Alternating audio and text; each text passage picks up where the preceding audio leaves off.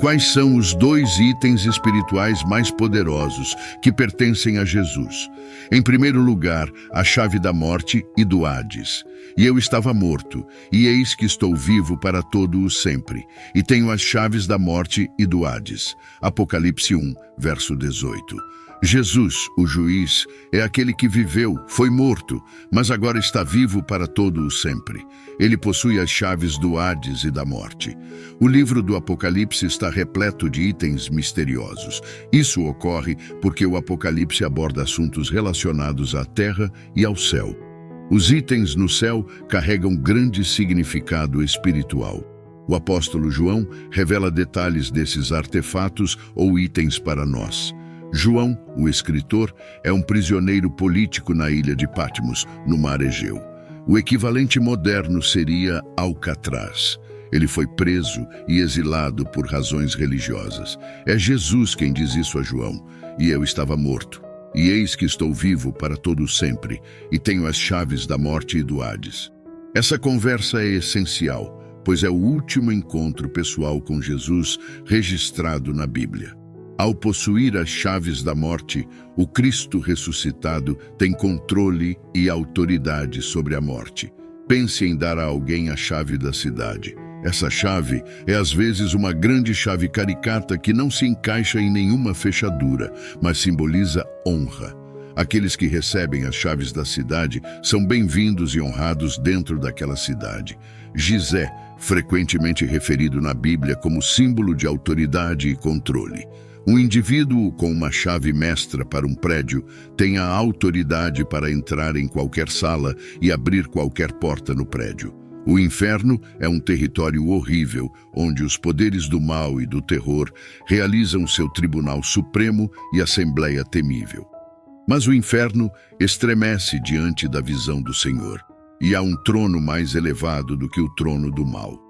Não apenas ele tem domínio sobre todas as ovelhas e bois, assim como todas as aves do céu, peixes da água e qualquer outra coisa que percorra o curso do mar.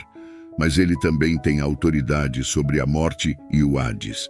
Isso porque o homem glorificado recebeu essa autoridade para que ao nome de Jesus todo joelho se dobre, dos que estão no céu e na terra e debaixo da terra. E toda língua confesse que Jesus Cristo é Senhor, para a glória de Deus Pai. Filipenses 2, versos 10 e 11.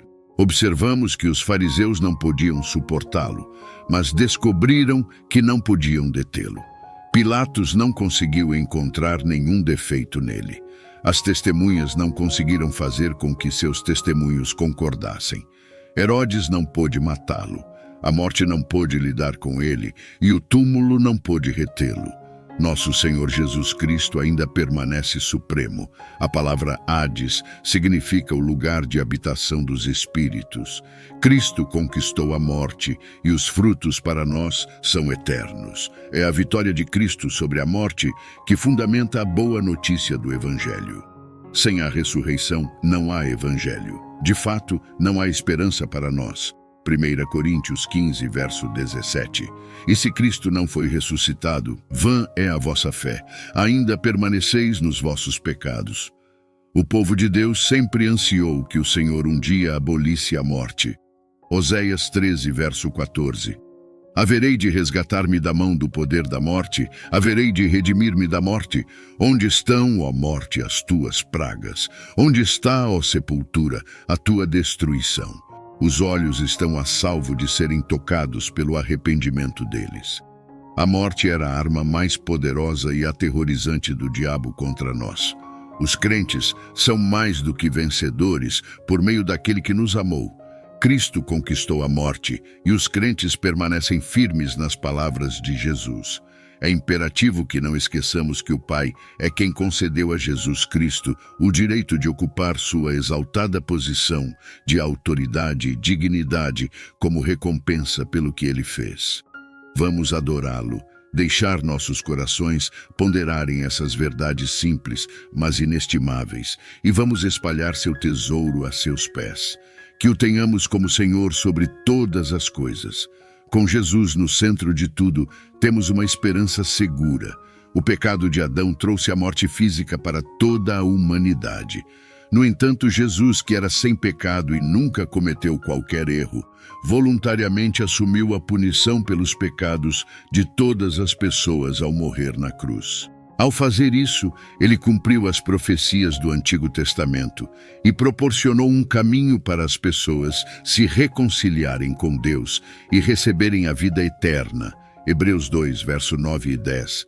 Vemos, contudo, aquele que por um pouco foi feito menor que os anjos, Jesus, coroado de honra e glória, por ter sofrido a morte, para que, pela graça de Deus, experimentasse a morte por todos. Porque convinha que aquele, por quem são todas as coisas e mediante quem existem, ao trazer muitos filhos à glória, aperfeiçoasse por meio de sofrimentos o autor da salvação deles.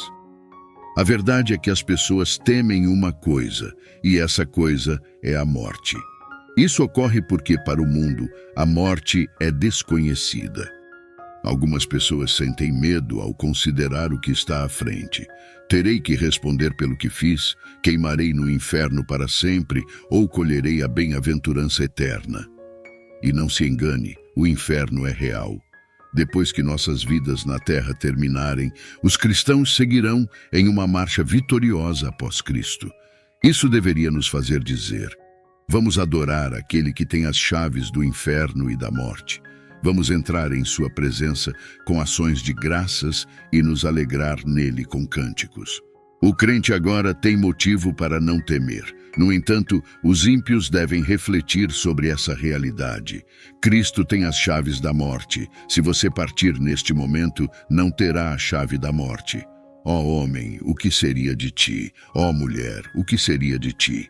Imploro que reserve um momento para refletir sobre suas ações e buscar a orientação de Deus. Lembre-se de que, mesmo que desejasse lutar contra Cristo e ser seu adversário, você não seria capaz de fazê-lo, pois ele é atualmente o Senhor e continuará a ser o Senhor no futuro. Imploro que ouça o seu evangelho. Nos é dito como ser salvos em Mateus 28, verso 19. Ide, portanto, fazei discípulos de todas as nações, batizando-os em nome do Pai, do Filho e do Espírito Santo. Assim, renda-se ao seu evangelho, confie nele que morreu no Calvário e vive para interceder agora. Confie nele para batizá-lo em seu nome, confesse seus pecados e reconheça-se como seu discípulo. Este é o evangelho. Rejeite-o sob seu próprio risco, submeta-se a ele. Número 2. O livro da vida. O livro da vida é um livro único que os humanos não fizeram. Pelo contrário, ele pode ser encontrado no céu e é propriedade de Jesus Cristo. Ao longo da história, Deus disse a seus servos e profetas que ele tem um livro extraordinário. Este é um livro aberto com uma lista de nomes, e Deus considera muito preciosas as pessoas cujos nomes estão sendo registrados. Ter o nome apagado deste livro significa morte eterna. Apocalipse 20, verso 15. E se alguém não foi achado inscrito no livro da vida, esse foi lançado para dentro do lago de fogo. Ele aparece pela primeira vez, quando Moisés oferece ter seu nome removido, embora Moisés tivesse a melhor intenção ao tentar poupar seus companheiros israelitas da ira de Deus. Deus não permitirá que a salvação seja comprada ou vendida dessa maneira. Moisés ofereceu-se para ser apagado do livro de Deus, se isso de alguma forma pudesse resgatar o povo. Deus recusou o pedido de Moisés, mas podemos dizer que Deus estava antecipando o sacrifício de alguém maior que Moisés, que se daria pelo povo, trazendo expiação completa. Os nomes daqueles que foram espiritualmente convertidos e dedicaram suas vidas ao serviço de Deus são registrados no livro da vida. Como outros servos de Deus, Moisés reconheceu seu nome no livro da vida. Êxodo 32, versos 31 e 32. Então Moisés voltou ao Senhor e disse: este povo cometeu um grande pecado e fizeram para si um Deus de ouro. Mas agora, se perdoares o seu pecado, muito bem. Se não, peço-te que me rasures do livro que escreveste. porque Jesus disse que Abraão, Isaque, Jacó e os profetas estariam no reino de seu Deus. Seus nomes estão claramente escritos no livro da vida. Lucas 13, verso 28.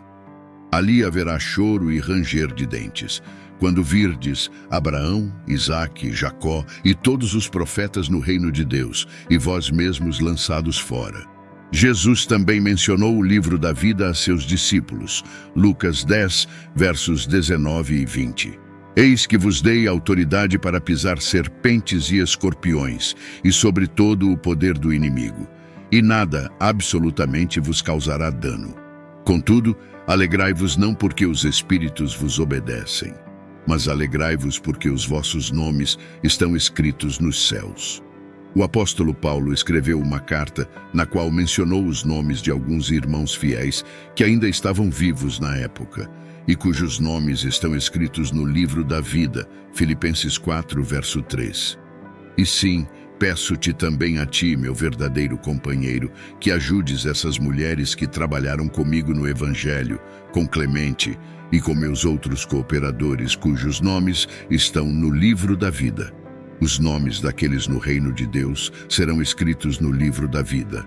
Malaquias 3, verso 16 e 17. Então, aqueles que temiam ao Senhor falavam uns com os outros, e o Senhor ouviu e ouviu. E um livro de memórias foi escrito diante dele para os que temem ao Senhor e que pensam no seu nome. E eles serão meus, diz o Senhor dos Exércitos, naquele dia que preparo como meu próprio tesouro, e terei compaixão deles, assim como um homem tem compaixão de seu filho que o serve. Deus deixou claro que o nome de uma pessoa pode ser removido do livro da vida. Aquele que pecar contra mim, eu o riscarei do meu livro. Êxodo 32, verso 33. Haverá um ressurgimento global de um falso sistema religioso nos últimos dias. Deus diz que esse sistema de adoração a um homem será sinônimo de adoração a Satanás, o diabo. Apocalipse 13, verso 4. Eles adoraram o dragão, porque ele deu autoridade à besta, e adoraram a besta dizendo: quem é semelhante à besta, e quem é capaz de guerrear contra ela? A decepção será tão grande que todos os que habitam na terra adorarão a besta. Todos aqueles cujos nomes não foram escritos desde a fundação do mundo no livro da vida, pertencente ao Cordeiro que foi morto. O profeta Daniel, que recebeu uma visão de um tempo de tribulação no final dos tempos, afirmou em Daniel 12, verso 1: naquele tempo, Miguel, o grande príncipe que se levanta a favor dos filhos do teu povo, será como um sinal de alarme. Haverá então grande tribulação, como nunca houve desde o princípio do mundo até agora, e jamais haverá outra igual. Mas naquele tempo o teu povo, todos os que forem encontrados inscritos no livro, serão libertos. O apóstolo João recebeu uma visão da grande cidade, a Santa Jerusalém, descendo do céu, vinda de Deus. Foi revelado a João que na cidade santa não entrará de forma alguma algo que contamine, cause abominação ou mentira, mas somente aqueles que estão escritos no livro da vida do Cordeiro. Malaquias recebeu uma mensagem de correção e advertência para o povo desobediente de Deus, os israelitas. Deus ainda amava seu povo, mesmo que eles tivessem quebrado suas leis. No entanto, agora ele exigia honra, fidelidade e obediência deles. Deus, então, inspirou Malaquias a compartilhar uma promessa cheia de esperança. Deus recompensaria aqueles que o temem com a vida eterna no reino de Deus, e eles seriam listados em um registro conhecido como o Livro da Memória. O Livro da Memória faz alusão ao livro da vida, como Malaquias apontou em Malaquias 3, verso 16. Então aqueles que temiam ao Senhor falavam uns com os outros, e o Senhor ouviu e atendeu. E um livro de recordação foi escrito diante dele para aqueles que temiam ao Senhor e estimavam o seu nome. O temor do Senhor, conforme mencionado por Malaquias, refere-se a um respeito saudável e amor por Deus. O dever total do homem é temer a Deus e guardar seus mandamentos. Amar a Deus é obedecer aos seus mandamentos. 1 João 2, verso 5. Mas qualquer que guarda a sua palavra, o amor de Deus está nele verdadeiramente aperfeiçoado. Nisto, conhecemos que estamos nele. Deus lembra das ações fiéis daqueles que temem ao Senhor, conversam uns com os outros, e o Senhor ouve. Um livro de recordação foi escrito diante dele para aqueles que reverenciam e adoram plenamente, temem ao Senhor e pensam no seu nome. Malaquias 3, verso 16. Mesmo que João fosse um apóstolo que conheceu Jesus enquanto ele estava na terra, ele ficou maravilhado ao ver essa incrível visão. Mesmo os 3 anos que João viveu na terra com Jesus não o prepararam adequadamente para o momento em que Jesus apareceu a ele em sua majestade celestial. Filipenses 2, verso 7. Mas esvaziou-se a si mesmo, tomando a forma de servo, tornando-se semelhante aos homens. João percebeu o poder divino e a majestade que Jesus abriu mão ao viver na terra. Que a verdade do amor e da obediência a Deus permeie nossos corações, assim como o respeito reverente e a adoração plena. Que nossos nomes sejam encontrados nos registros divinos, inscritos no livro da vida, como aqueles que temem o Senhor e guardam seus mandamentos. Que a promessa de vida eterna e o reconhecimento divino das nossas ações fiéis inspirem nossa jornada de fé. Que ao contemplarmos a majestade celestial de Cristo, sejamos envolvidos pelo assombro e gratidão, reconhecendo o sacrifício e a glória daquele que vive para sempre. Que este texto nos lembre da importância de amar e obedecer a Deus, fortalecendo nossa comunhão uns com os outros, enquanto aguardamos a bendita esperança da eternidade em seu reino. E hoje, se você deseja se reconciliar com nosso Salvador Jesus Cristo, por ter se afastado dos caminhos ou quer iniciar uma nova jornada rumo à salvação eterna, comente aqui embaixo: eu te aceito, Senhor Jesus, como meu único e suficiente Senhor e Salvador da minha vida. Até a próxima!